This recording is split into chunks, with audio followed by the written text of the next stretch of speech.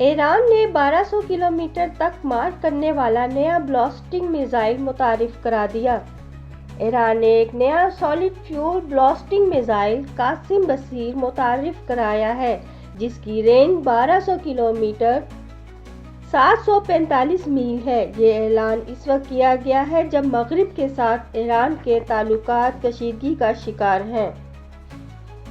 ایرانی وزیر دفاع کا کہنا ہے کہ اگر ہم پر حملہ کیا گیا یا جنگ مسلط کی گئی تو ہم بھرپور جواب دیں گے اور دشمن کے مفادات اور فوجی اڈے نشانہ بنائیں گے۔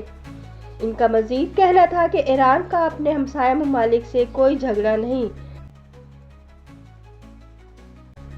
26 نومبر احتجاج، صنم جاوید، مشال یوسفزئی سمیت پی ٹی آئی کے 16 رہنماؤں کارکنوں کی ضمانت خارج۔ راولپنڈی کی استاد دہشت گردی عدالت نے 26 نومبر کے احتجاج سے متعلق مقدمات میں راجہ بشارت، صنم جاوید، مشال یوسفزئی، نادیہ خٹک سمیت پی ٹی آئی کے 16 رہنماؤں اور کارکنوں کی ضمانت عدم پیروی پر خارج کر دی، جبکہ صحافی سمیع ابراہیم کا نام بھی ضمانت خارج ہونے والوں میں شامل ہے۔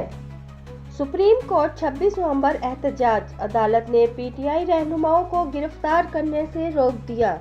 اسلام آباد استاد دہشت گردی عدالت اسلام آباد نے 26 نومبر اور سپریم کورٹ احتجاج پر درج مقدمات میں پی ٹی آئی رہنماؤں کو 24 جون تک گرفتار کرنے سے روک دیا۔